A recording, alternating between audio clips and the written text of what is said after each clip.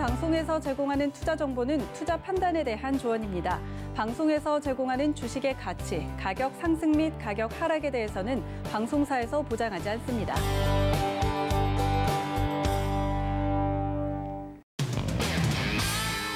자, 여러분들 반갑습니다. 해외 선물 넘버원의 아토트레이더입니다. 자, 오늘 금일은 이제 설날을 맞이해가지고 오늘 여러분들에게 트레이딩 관점 시에 제일 중요한 부분에 대해서 설명을 드리고 또는 이게 아마 오늘 설명드리는 부분이 여러분들 트레이딩에서 계속적으로 가장 중요한 부분이 될 수 있을 거라고 보고 있습니다.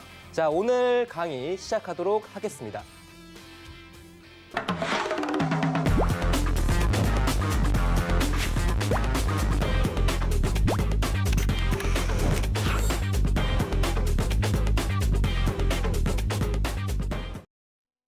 자, 오늘 여러분들에게 알려드릴 거는 일단은 주식이든 선물이든 간에 가장 주요한 부분이라고 좀 볼 수 있는 부분에 대해서 얘기를 조금 드리려고 하고 있습니다.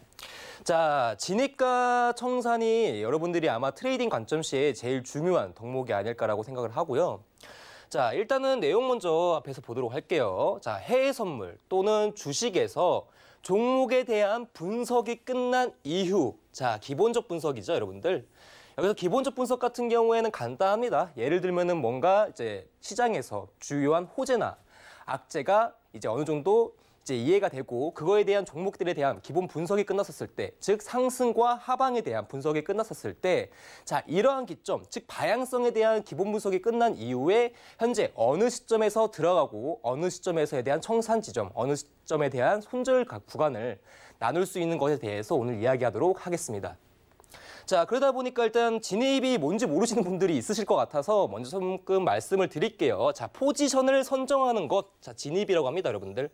자, 예를 들면은 나스닥 단가가 현재 13,400선이라고 볼게요, 여러분들. 근데 하루 진폭량이 이제 플러스 마이너스 50포인트 정도 나오게 된다 했었을 때 윗단 그리고 아랫단 가격이 존재를 하겠죠. 아래로는 13,350. 위에서는 13,450 정도 되는데 오늘자 추세 분석이 대략 이제 매수에 대한 관점이 나오고 있습니다. 그렇다면은 이제 하단에 대한 지지값, 즉 눌림에 대한 매수값을 보려고 하는 거겠죠. 자, 그래서 현재 내가 13,400, 현재 호가가 13,400이다 했었을 때 매수에 대한 관점에서 13,380 정도에서 매수 진입을 해야겠다. 진입에 대한 관점을 설명한 겁니다. 자, 그리고 포지션에 대한 지지, 저항 구간을 분석.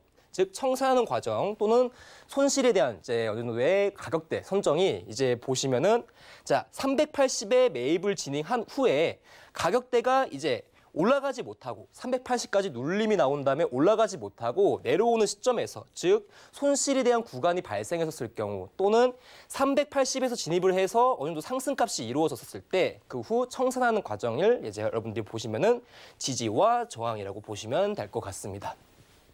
자, 일단 기본 설명은 여기까지만 하도록 하고요. 자, 그러다 보니까 이제 트레이딩 과정에서는 가장 중요한 요소죠, 여러분들. 현재 이 차트는 이제 국내 선물 차트입니다, 여러분들. KS200 국내 선물 차트인데, 자, 주가가 상승하는 시점을 확인을 했고요.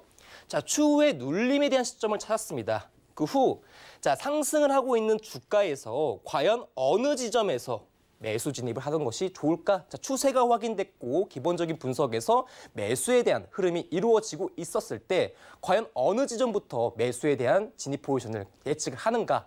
이거에 대한 설명을 오늘 말씀을 드리도록 할게요. 자, 그러다 보니까 이제 사실 여러분도 아시겠지만은 기본적인 과정, 즉 기본적인 분석에서는 사실 여러분들 이슈나 외신을 이제 접했었을 때 뉴스 기사에서 이런 얘기가 나오겠죠. 나스닥에 대한 부양책이, 그러니까 즉 미증시에 대한 부양책이 이루어지고 어느 정도 기대감이 이루어지고 있다. 그래서 미증시에 대한 상승을 좀 보고 있다라는 이제 이런 외신을 접했었을 때 거기서 매입에 대한 단가는 나오진 않습니다, 여러분들. 그렇죠?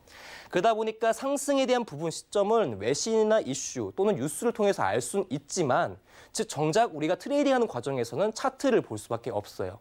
그래서 현재 가장 중요한 기술적 분석에 대한 요소를 말씀을 드리려고 하는 겁니다. 자, 다음 보도록 할게요. 자, 진입가 청산에 대한 관점은 아까 말씀드린 것처럼 기술적 분석에 대해서 이루어집니다. 자, 그래서 트레이딩 관점에서는 추세 분석, 즉 상방이냐 하방이냐를 놔두고 다음 바로 들어갈 수 있는 주요한 분석이죠. 그러니까 추세 분석, 그다음에 타점 분석이라고 보시면 될 것 같아요. 자, 특히나 데이 트레이딩이 기반이 되는 회외 선물에서는 주요한 요소라고 볼 수가 있는데 주식 같은 경우에는 중장기 스윙을 조금 많이 하시는 분들이 있어요. 그러다 보니까 이제 하루에 대한 단타 매매라고 볼 수 없고 뭔가 스윙에 대한 관점 매매를 진행하시는 분들이 있는데 선물의 가장 장점을 극대화시킨 트레이딩 기법이라고 보시면 될 것 같습니다.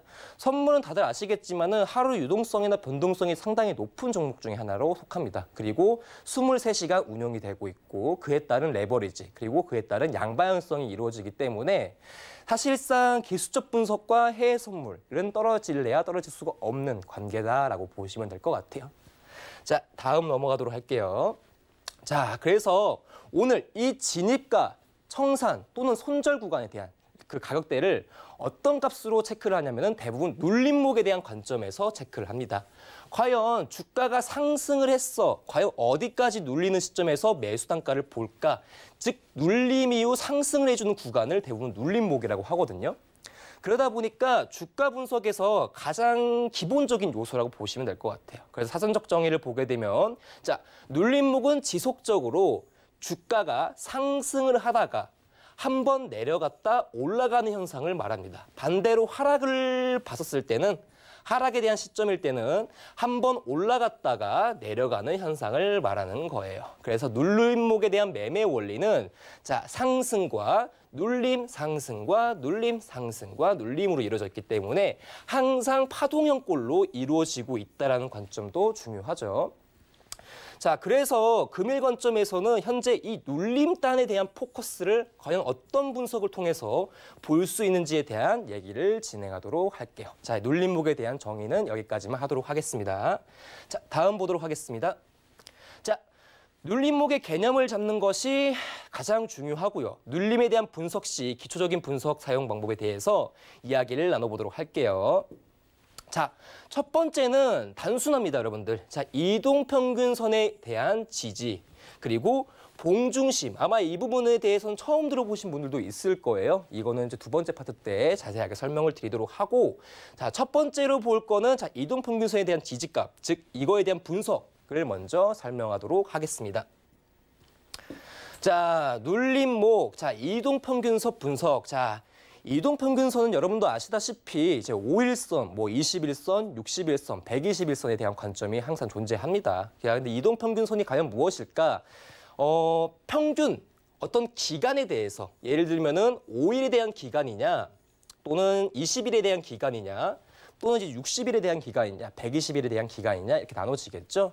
자, 근데 이때 가장 중요한 게 뭐냐면은 이 5일 그리고 제일 큰 이격을 가지고 있는 241선을 보도록 할게요.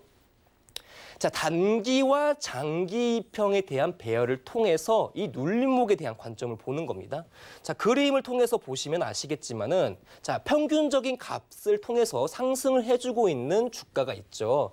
자, 주가에 대한 흐름은 현재 이런 식으로 이루어지고 있는 그림이 보이실 겁니다. 즉, 상승하는 관점과 하락하는 관점, 상승하는 관점을 통해서 주가가 올라가는 그림을 보실 수가 있을 건데 이때 당시에 눌림 시점을 구하는 것이 바로 이동평균선에 대한 지지값을 확인하고 들어간다라고 보시면 좋을 것 같아요. 자, 그런데 이동평균선이 과연 지지라고 볼 수 있는 타점이라 생각하실 분들이 많으실 거예요. 평균적인 값을 통해서 예를 들면 이런 거죠, 여러분들. 평균값이 계속적으로 올라가고 있다는 것은 이동평균선으로 해석이 될 겁니다. 다만 이동평균선은 예전에도 말씀드렸지만 후행성이 너무 높은 하나의 보조지표예요. 자, 후행성을 높일 수밖에 없는 이유가 기간과 가격에 대해서 만들어진 하나의 보조지표이기 때문에 후행성이 너무 짙다. 주가에서 이미 기반형이 나온 상태이기 때문에 이탈할 확률도 상당히 높은 게 이동평균선이라고 보시면 될 것 같아요. 그러다 보니까 대부분 어느 정도 트레이딩 관점에서 보시는 분들은 약간 이동평균선을 타점, 즉 뭔가 매입을 할 수 있는 구간이라고 보기보다는 하나의 추세 확인이라고 보시는 분들이 많아요. 근데 이제 눌림목에 대한 기본 관점에서는 이동평균선에 대한 지지값을 확인한다라고 있기 때문에 제가 설명을 드리고 추가적으로 주의점까지 설명을 드렸죠. 후행성이 너무 짙다. 자, 여기까지 설명을 드리고 예시를 한번 보도록 할게요, 여러분들. 자, 이 차트는 현재 미니나스닥 이제 일봉 차트고요. 현재 보시게 되시면은 지금 핑크색 선이 지금 5일선.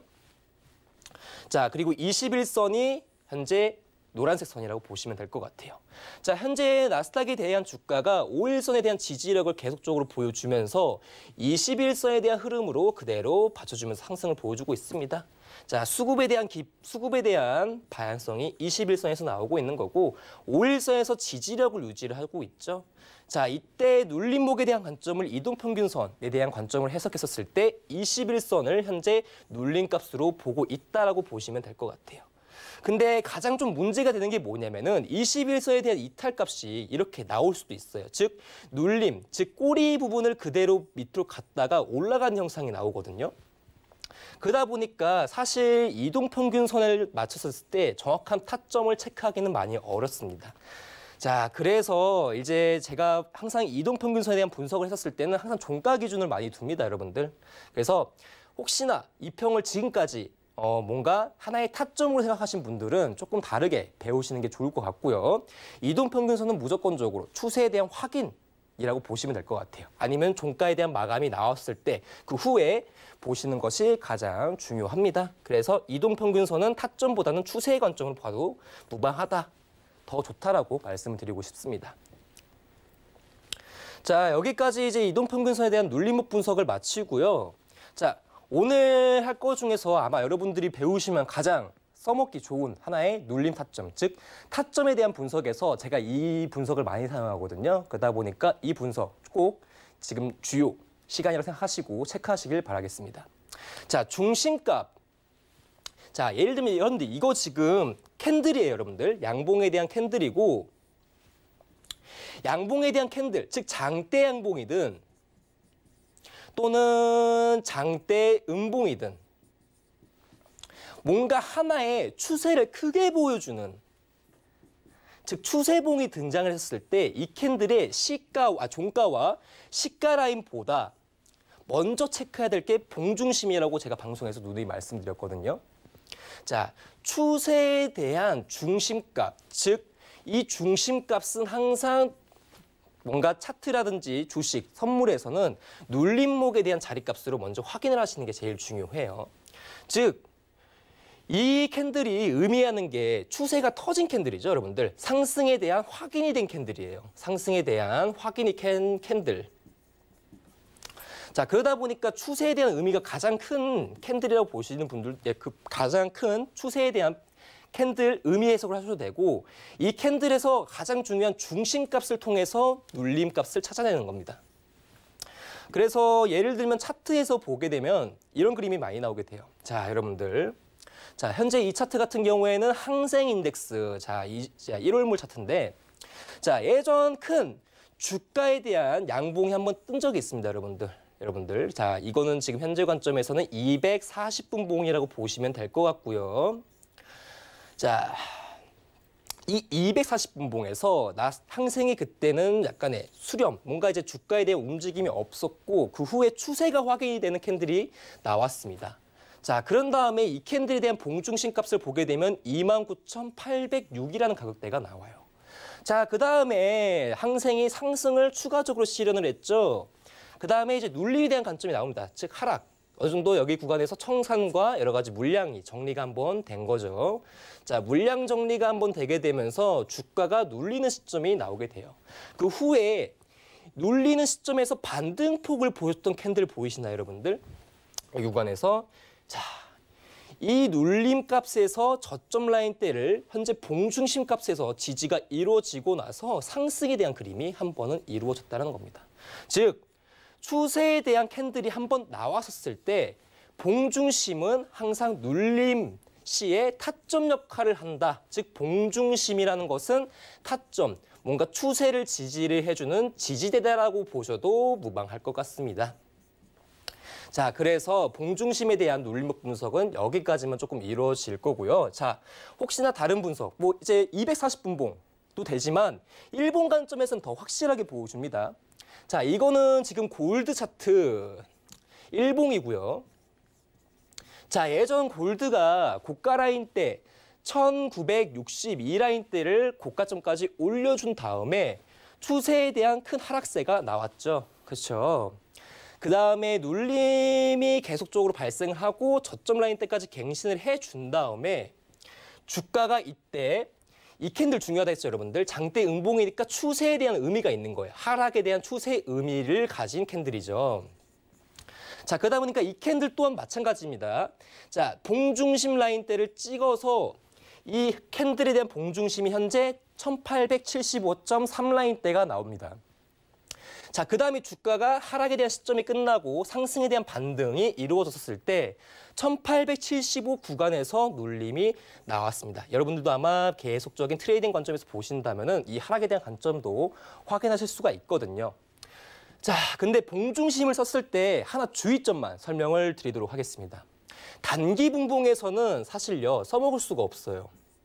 단기 분봉에서는 써먹을 수가 없다. 예를 들면은 아까도 말씀드렸지만은 제가 첫 번째 화면에서는 240분봉을 보여드렸고 현재는 일본 관점에 대한 차트를 보고 있습니다. 그렇죠?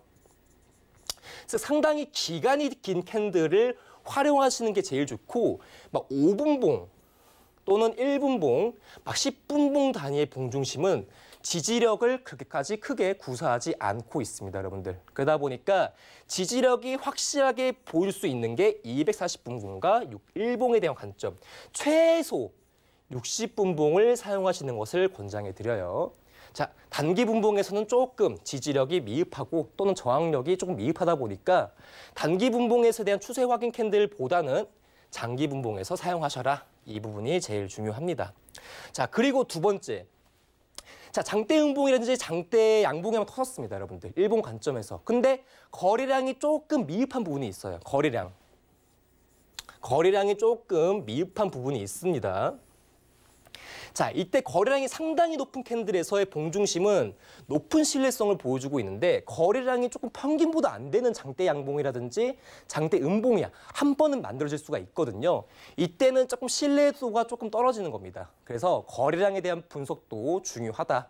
평균적인 값을 어느 정도까지 올라와 주어야 그 캔들에 대한 봉중심에 대한 지지력이 신뢰도가 높아진다라고 보시면 좋을 것 같습니다. 자, 그래서 아까 말씀드린 대로 단기 분봉보다는 장기 분봉이 중요하고 이 장기 분봉은 60분, 240분, 그리고 일본 관점으로 접근을 하시고요. 자, 두 번째는 거래량. 평균치보다는 높아야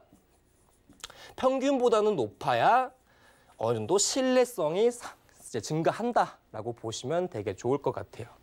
자, 그리고 또 이것도 하나 이거는 팁인데 봉중심이 정말 잘 먹히는 종목이 있어요, 여러분들. 지수 종목보다는 뭔가 통화, 원자재 선물들이 조금 더 지지력을 더 잘 구사하는 부분이 존재합니다. 이런 부분들도 체크해 주시면 좋겠고 또 좀 주의할 점도 한 가지만 더 설명하고 마감을 할게요, 여러분들. 자, 무조건적으로 봉중심을 체크하는 건요. 장대 양봉 관점에서 보시는 게 제일 좋아요. 장대 양봉이나 장대 음봉. 무조건적으로. 자, 이런 캔들이 발생할 수가 있거든요. 예를 들면 꼬리만 놔두고 이런 식의 캔들이 발생할 수가 있겠죠. 뭐 이제 아래 숏스키즈가 이제 나오거나 이제 뭔가 힙소에 대한 관점이 나오는 뭔가 꼬리가 길고 몸통이 작은데 장중 길이가 좀 긴 캔들이 있습니다. 이런 캔들은 봉중심 분석하는 거 절대 아닙니다, 여러분들. 무조건적으로 몸통이 긴 캔들 위주로 분석하시는 게 제일 중요해요. 자, 여기까지 설명을 드리고 눌림목에 대한 관점, 즉 봉중심에 대한 분석은 여기까지 마치도록 하겠습니다. 자, 눌림목의 개념을 잡는 것이 가장 중요하다고 아까 말씀드린 건데 여러분도 아까 다시 한번 설명을 드리는 거예요. 우리가 나스닥을 매매하거나 또는 오일 또는 뭐 골드 매매를 했었을 때요. 주가가 크게 상승하는 시점이 있겠죠. 그렇죠? 추세감 터지는 관점이 있는데 가장 주요한 그리고 가장 안전하게 매매할 수 있는 방법은 이 상승을 따라가는 게 아니라 상승 이후에 눌림 지점에서 매매하는 것이 가장 안전해요. 여러분들. 그러다 보니까 매매를 처음 하시는 분들 같은 경우에 처음에 주가가 계속적인 횡보 관점에서 상승 시세가 터지게 되니까 주가 방향성 나왔다. 주가에 대한 흐름이 나오고 있는 상황이네. 그러다 보니까 좀 빠르게 고가 쪽이나 중심값에서 매매하시는 분들이 많거든요. 자, 그런데 여러분들 아셔야 되는 게 눌림 관점이 어디까지 나올지는 몰라요. 이 상승에 대한 부분이 약간의 휩소 부분일 수도 있고 그 후에 내린 관점에서 그대로 주가에 대한 하락이 나올 수가 있거든요. 그러다 보니까 항상 중요한 거는 이 눌림목을 통해서 주가가 상승에 대한 시점이 나왔었을 때 여러분들이 안전한 트레이딩, 눌림 지점, 즉 주가의 방향성 확인 이후 타점을 선정하는 것, 이 과정이 제일 중요합니다. 아시겠죠? 자, 그래서 이제는 아까 치면 약간 보조지표와 약간 가격대를 조금 더 체크를 했다면은 지금은 약간 작도, 즉 뭔가 추세선이라든지 약간 이런 것들을 이용해서 분석하는 방법에 대해서 얘기를 진행하도록 하겠습니다. 자, 첫 번째 과정은 이제 눌림목 관점에서 뭔가 우리가 작도를 한다라는 게 여러분들 다들 아시겠지만은 이제 추세선을 그리는 거예요. 추세선이라든지 뭐 여러 가지 뭐 이제 되돌림 비율도 볼 수 있겠고요. 뭐 피보나치도 있겠죠. 자, 근데 가장 기본적인 추세선 하나만으로도 이 눌림목을 찾을 수 있는 기법에 대해서 이야기 드리도록 하겠습니다. 자, 눌림목 관점. 자, 추세선 분석 시작하겠습니다. 자, 현재 주가가요. 즉 눌림에 대한 하락 시점이 계속적으로 나오고 있는 시점이죠. 그 추세에 대한 흐름이 현재 이런 식으로 하나의 선대로 이루어지고 있습니다. 그렇죠. 근데 관점에서 이 추세선 같은 경우는 우리가 뭐라고 부르겠습니까? 하락 추세선 또는 뭐 방향성보다는 뭔가 트레이딩 관점에서 본다면은 매도 추세선이라고 볼 수도 있겠죠. 즉 주가에 대한 눌림을 줄 수 있는 뭔가 상승에 대한 제한폭을 주는 하나의 선대인데 혹시나 추세선 못 그리시는 분들을 통해서 제가 하나만 말씀을 드리고 가도록 하겠습니다, 여러분들. 추세선을 그릴 때요. 스윙 기법이라는 게 들어갑니다, 여러분들. 스윙 기법.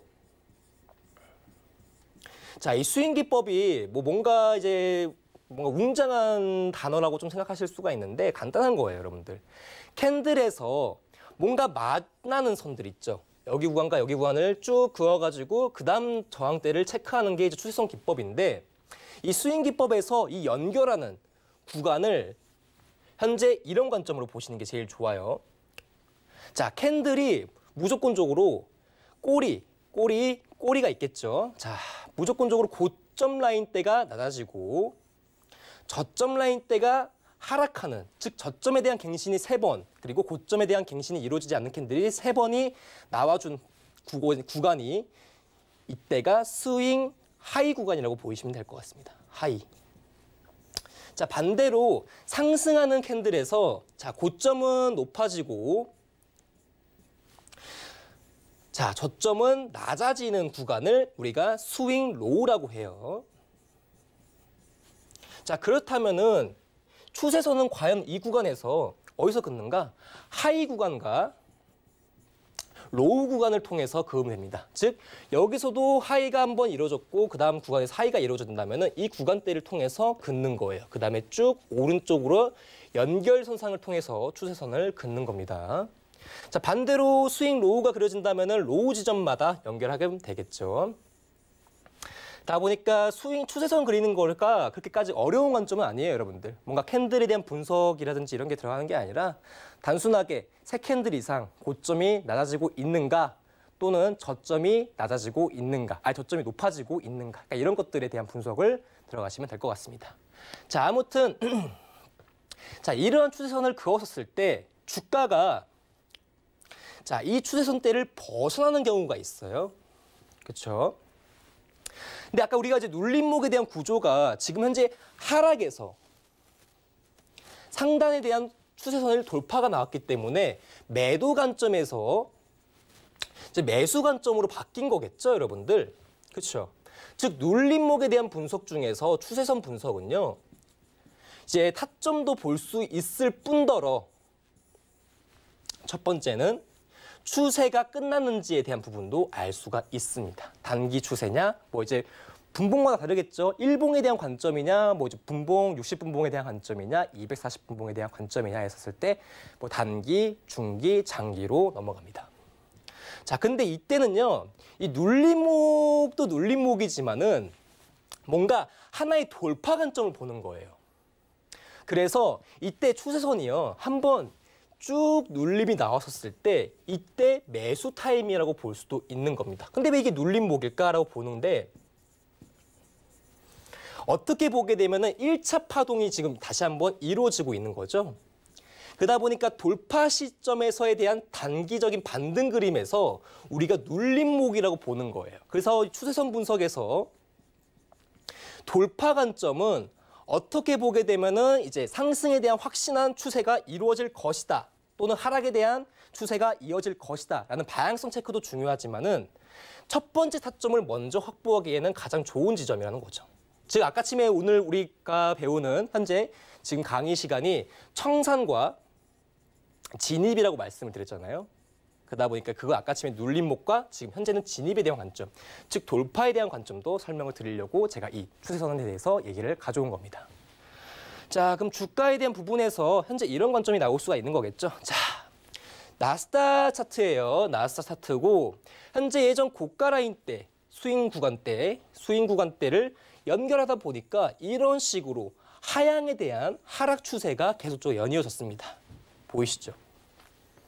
자, 그리고 나서 이 관점에서 이 상단, 즉 추세에 대한 저항 구간을 크게 돌파하는 시점 이후에 주가에 대한 다양성이 매수로 날아가는 것을 확인하실 수가 있을 거고, 즉 첫 번째, 추세에 대한 분석, 즉 매도 관점에서, 즉 하락에 대한 관점에서 매수 관점으로 바뀐 거죠. 자, 그러다 보니까 주가가 이런 경우가 있어요, 여러분들. 주가가 뭔가 하락에 대한 구간을 계속적으로 보여주고, 현재 나스닥 같은 경우는 여러분도 아시겠지만 상승 과정이 계속적으로 이루어지고 있는 하나의 랠리 포인트형 종목입니다. 근데 단기간적인 눌림이 계속적으로 나오다 보니까 매수에 대한 추세가 한번 터졌을 때는 여기서 돌파 매물이 엄청나게 들어와요. 그렇죠. 돌파 매물이 엄청나게 들어오기 때문에 이때 당시의 패턴 자체를 보게 되면은 이때 상승했었을 때 거의 눌림목을 조금 잡기가 많이 힘든 구조예요. 그래서 사람들이 판단하기에는 현재 돌파 관점에서 1차적인 매수 관점을 이때 진입 관점으로 보는 거거든요. 즉 추세에 대한 돌파가 나왔을 때 매수에 대한 관점을 1차적으로 포인트를 잡고 들어간다라고 보시면 좋을 것 같습니다. 이제 그 후에 주가가 이제 상승에 대한 돌파가 이제 나오고 나서 주가가 상승을 했죠. 그 후에 이제 추가적으로 아까 말씀드렸던 뭐 봉중심과 이동평균선, 뭐 아니면은 뭔가 하나의 마디가라든지 주요 매물대 포인트까지 매수에 대한 타점을 그 다음 분석을 하는 거거든요. 즉 우리가 저는 이제 매매했었을 때 가장 주요하게 보는 게 추세에 대한 관점, 그 후에 방향성이죠. 방향성에 대한 체크. 추세가 현재 지금 어떤 식으로 가고 있는지, 그 후에 1차 관점에 대한 매수 타점, 그 다음에 이제 눌림에 대한 매수 관점을 보시는 게 제일 좋을 것 같아요. 그러다 보니까 어떻게 보게 되면 추세선 분석이라는 게 하나의 스킬이라고도 볼 수가 있는 건데, 뭐 가장 간단한 분석 중에 하나라고 보시면 될 것 같아요. 뭔가 주가에서 가격이라든지 이런 것들 분석, 또는 뭔가 보조 지표를 활용한 매매가 아닌 단순히 가격에 대한 제한을 주고 있는 선을 하나를 찾아서 그 구간이 돌파되는 관점에서에 대한 진입 포인트라고 보시면 될 것 같습니다. 자, 다음 보도록 할게요. 자, 여러분들이 아마 매매를 하셨을 때 뭔가 어떤 교육 영상을 보거나 뭔가 책을 본다 했었을 때 한 번쯤은 들어봤을 단어라고 생각을 해요. 되돌림. 자, 되돌림이 뭔지 제가 말씀을 드려보도록 하겠습니다. 자, 현재 지금 쭉 대각선으로 상승 그림이 나오고 있는 선이 하나 보이실 거예요. 자, 이 선을 A라고 보겠습니다. A는 현재 매수 추세에 대한 상승 추세선이겠죠. 상승 추세선.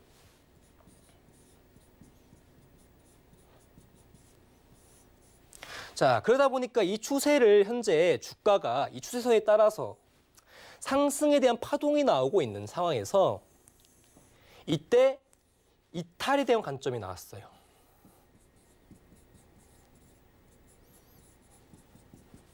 관점. 즉, 주가에서 추세를 더 이상 상방으로 못 잡아주고 하락 이탈이 나온 겁니다, 여러분들. 그렇죠?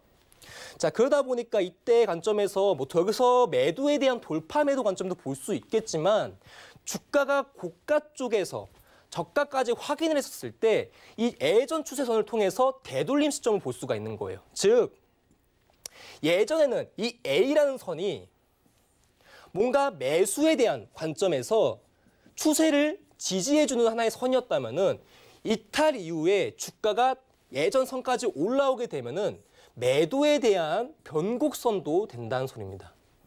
변곡. 그러다 보니까 여러분도 이제 되돌림에 대한 분석을 통해서 보셨을 때, 되돌림이라는 부분을 처음 들으셨을 때는 단순하게 주가에 대한 부분에서 단순하게 그냥 간단합니다. 지지 라인대가 됐던 구간이 나중에는 후에는 매도에 대한 변곡 지점이 된다라고 보시면 좋을 것 같습니다. 그러다 보니까 되돌림에 대한 기법들이 상당히 많은데 가장 먼저 볼 수 있는 거는 추세선. 즉 추세선 하나로 거의 돌파 관점 그리고 추가적인 매도에 대한 포인트 관점을 볼 수가 있다는 거죠. 이것도 눌림목이죠, 여러분들. 자, 선물은 아까 말씀드린 것처럼 양방향이 되기 때문에 여기서 매수 포인트 다 끝나고 올라왔을 때 매도에 대한 하락 관점에 대해서 매도 포지션 진입이 될 수가 있는 거예요. 그러다 보니까 현 시점에서 예전 구간대에 대한 추세가 끝났었을 때, 즉 저항에 대한 지지에 대한 값이 끝난 선이 하나가 주요 저항 구간이라고 보시면 될 것 같습니다. 그래서 저는 가장 좋은 저도 추세선 매매를 했었을 때 가장 훌륭하고 가장 조금 메리트가 있는 부분이 뭐냐면요. 뭔가 기준 잡기가 되게 좋아요. 왜냐하면 여러분들 기준이라는 게 사실 뭐 어떤 투자에 대한 관점에서는 간단하죠. 상승이냐 또는 하락이냐 관점을 먼저 볼 거 아닙니까? 상승 또는 하락, 그렇죠? 방향성에 대해서 먼저 기준을 잡는 것이 가장 중요한데 현재 이 추세선 같은 경우에서 이탈 관점이냐 또는 지지 관점이냐를 통해서 여기는 매수, 여기는 매도 이런 식으로 하나의 기준을 좀 쉽게 가져갈 수가 있어요. 뭐 이제 추세에서 그러니까 매매 트레이딩 관점 시에 항상 뭐 이제 부분적으로 대응했었을 때 어려운 부분도 있겠지만은 뭔가 이제 흐름에서 뭔가 원웨이 추세라든지 그 원웨이 추세가 끝나는 기점도 이 추세대로 볼 수가 있는 거거든요. 아무튼 그리고 두 번째 같은 경우는 기준도 기준이지만은 진입을 했었을 때요. 손절 구간이 짧아요. 익절에 대한 구간은 상당히 긴 편인데 그러다 보니까 저 같은 경우에는 지금은 하나의 파동으로 제가 그림을 그려드렸죠. 즉 예전 추세대에 대해서 매도 관점을 진입했었을 때 캔들이 양봉으로 뭐 이제 1분봉이면은 3캔들 정도, 뭐 이제 60분봉 관점이면은 몸통 마감 정도로 보는데 사실상 손절이 제일 짧은 구간, 사실상 손절이 짧은 하나의 기법이라고 보시면 가장 좋을 것 같습니다. 익절 구간에 대해서 어느 정도 값어치가 되고 그 후에 손절 구간이 짧다 보니까 가장 확률 높은 매매이기도 하면서 안전한 매매가 되는 거죠. 그러다 보니까 이 눌림목을 한 번은 계속적으로 체크하시고 공부하시다 보면은 특히 되돌림, 추세선에 대한 되돌림을 공부하시다 보면은 많은 것들을 아마 배우시게 될 겁니다. 자, 그래서 현재 이거는 원유 선물이에요, 여러분들. WTI 선물입니다. WTI 선물인데, 자, 예전 주가에 대한 상승이 이런 식으로 상승 기점을 주고 있습니다. 그렇죠? 상승 기점을 이런 식으로 매수에 대한 지지력을 보여주었는데 이때 이탈이 났어요. 그렇죠? 이 구간에서 이탈이 나왔습니다. 그래서 주가가 쭉 한번 빠지는 그림이 나왔고, 자, 추후에 아까 말씀드린 되돌림, 예전 상승 추세선이 지금은 이때 당시에는 매도 관점, 즉 저항에 대한 관점에서 포커스가 맞춰지는 거죠. 보이시죠? 그러다 보니까 즉 고가에서 유가가 눌림이 나왔었을 때 매도에 대한 눌림도 볼 수가 있다는 겁니다. 그러다 보니까 되돌림이라든지 추세에 대한 파동, 이거 하나 가지고도 충분히 쉽게 매매에 대해서 자기가 기준을 세우고 매매를 할 수 있는 하나의 기법이라고 보시면 될 것 같아요. 근데 이게 여러분들 이것만 하면서 설명을 좀 드리겠습니다. 추세선 하실 때요. 이제 우리가 이제 이동평균선에서 5일선은 단기, 그리고 21선은 중기, 뭐 61선은 중장기, 뭐 121선부터는 뭐 장기형 이평이라고 볼 수가 있는데 이제 추세선도 거의 마찬가지라고 보시면 될 것 같습니다. 근데 약간 종목마다 다른데 첫 번째는 약간 이제 지수 종목들 있죠. 지수 선물, 약간 변동성이 센 종목들이 있습니다. 대부분 약간 이제 위험 자산 쪽에 속해 있는 종목들이 있고, 뭐 유가도 거의 뭐 원자재도 포함이 되는데, 자 들어보세요. 자 통화나 아니면은 뭐 이제 금속 선물도 있겠죠. 금속 선물 아니면은 이제 뭐 추가적인 뭐 금리 선물도 있을 건데.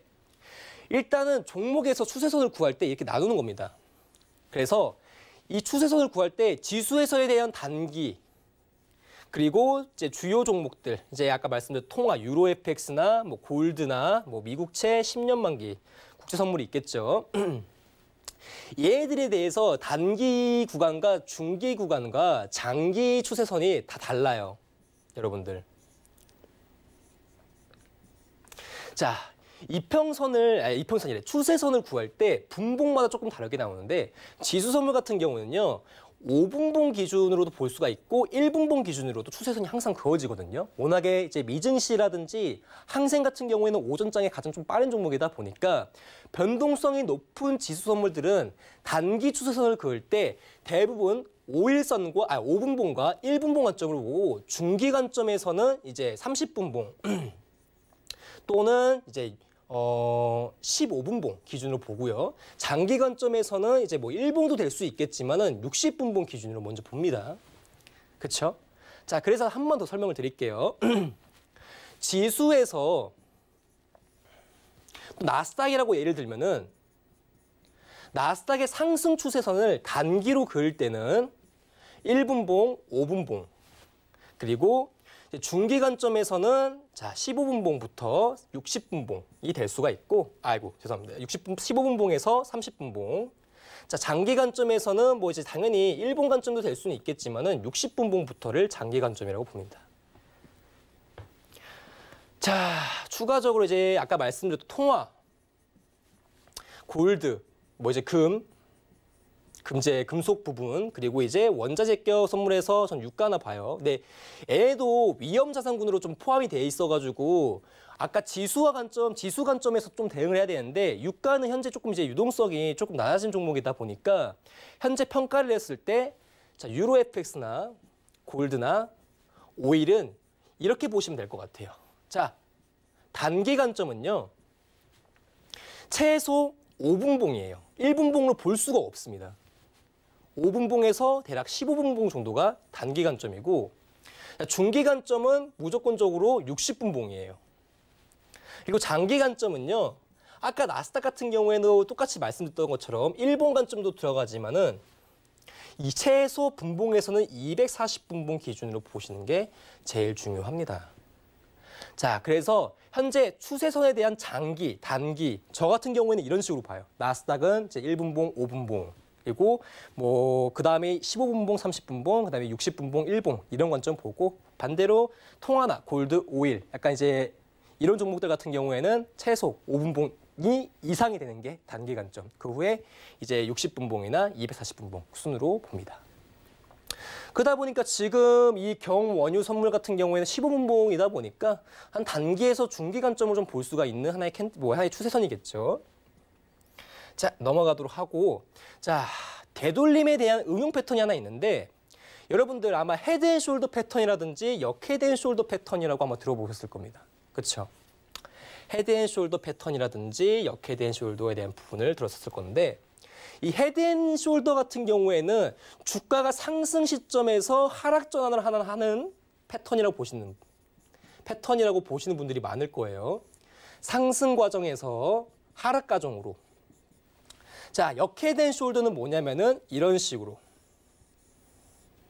즉, 하락하는 관점에서 상승하는 과정에 대한 패턴이라고 보시는 분들이 많을 건데, 간단합니다. 왜 헤드앤숄더라고 부르고 왜 역헤드앤숄더라고 부르냐고 하면요. 주가가 상승을 할 때요.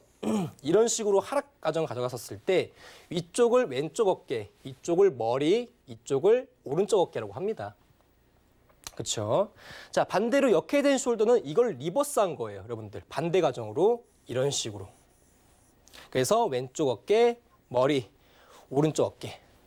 즉 아까 말씀드렸던 상승과 하락에 대한 뭔가 변곡이 이루어졌을 때 생기는 패턴인데 이것도 아까침에 되돌림을 통한 분석이라고 보시면 되게 좋을 것 같습니다.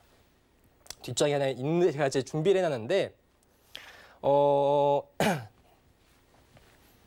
자, 제가 그냥 그림의 관점에서 말씀을 드릴게요. 그러니까 어떤 식의 이제 분석이 조금 이루어질 수가 있냐면은 자.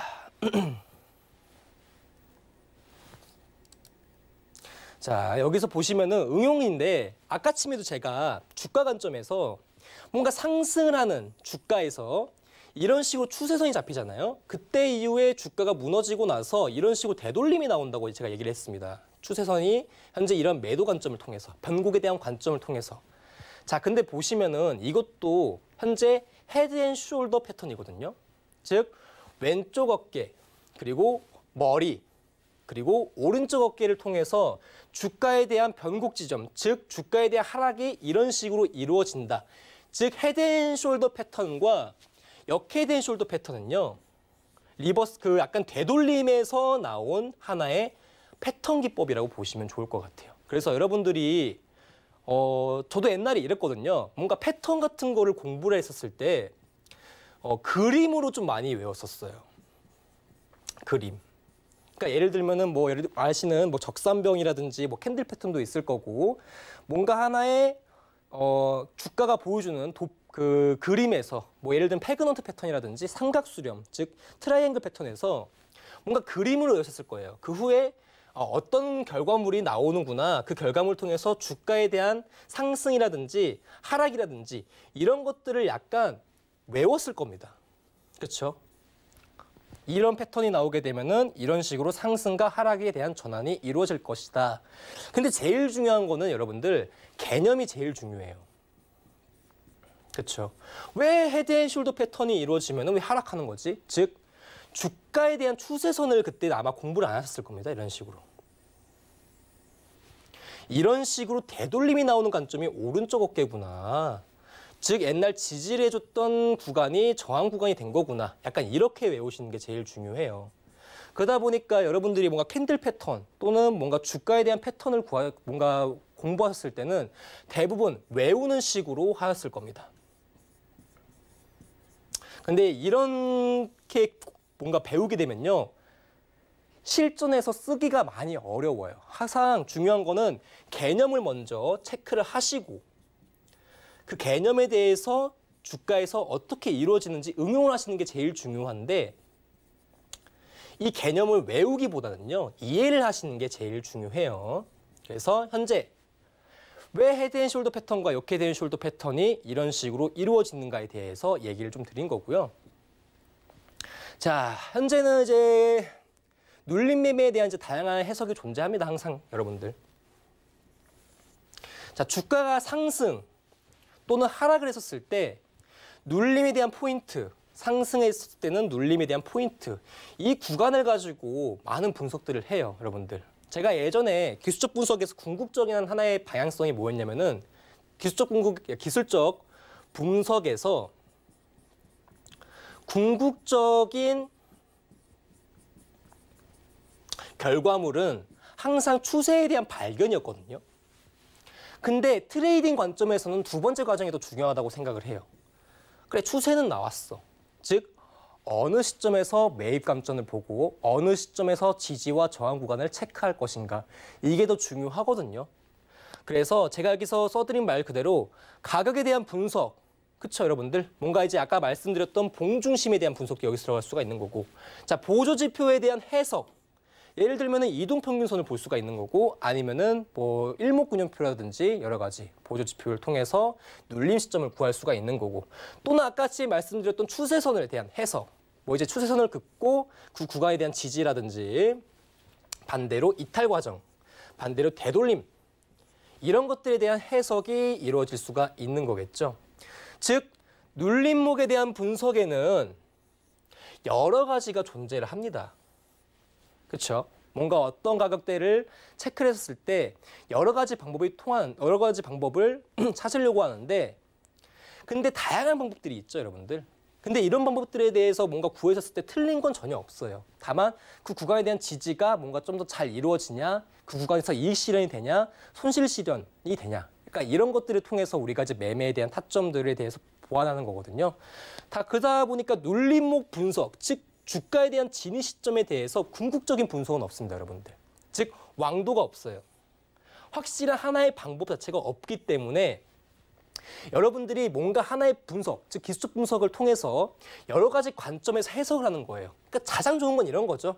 가격 분석에서는 A 구간과 B 구간이 좋아. 자, 보조지표 구간에서는 A 구간과 C 구간이 좋아. 자, 추세에 대한 관점에서는 A 구간과 D 구간이 좋아. 자, 그럼 여기서 공통점만 뽑아내는 겁니다. 단순하게. 그럼 A라는 구간 내에서 진입을 하는 게 조금 더 유리하겠죠. 즉, 공통점을 찾아내는 것이 가장 중요하다.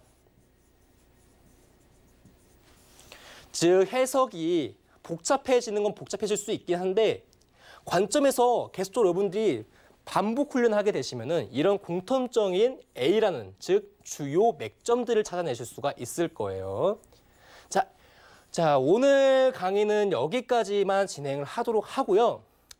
자, 오늘 또 하나 추가적으로 말씀을 드리고 싶은 부분이, 아까치 말씀을 좀 드렸던 이 눌림목 분석, 제가 강의를 마치면서 제일 중요하게 분석 보는 건 이거예요, 여러분들. 여러분들이 뭔가 한정된 자본 안에서요,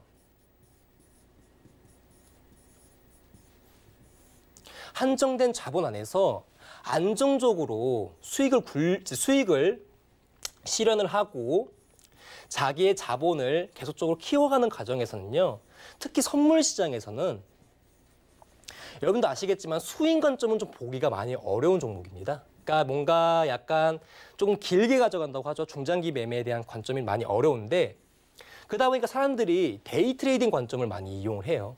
그러니까 하루에 대한 이제 매매 관점을 통해서 데일리 관점에 대한 매매를 많이 보시는데, 이때 가장 중요한 게 추세도 추세지만은 우리가 가지고 있는 자본 안에서 완벽한 주요한 지지 구간과 저항 구간을 통해서 매매를 하는 것. 즉 안전한 매매를 통한 부분에서, 즉 눌림목에 대한 관점 해석은 가장 중요하다라고 말씀드리면서 오늘 강의는 여기까지만 하도록 하겠습니다. 자, 여기까지 제가 강의 마치도록 하겠습니다. 감사합니다.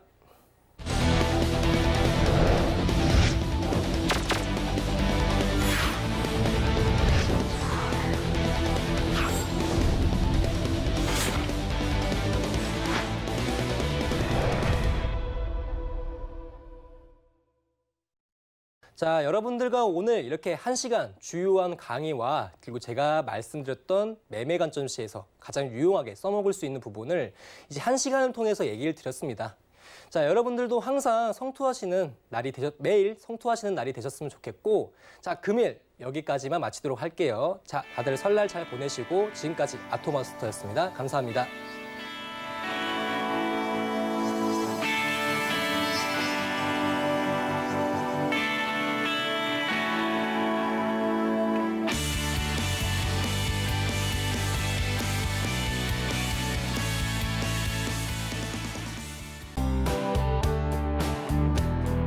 방송에서 제공하는 투자 정보는 투자 판단에 대한 조언입니다.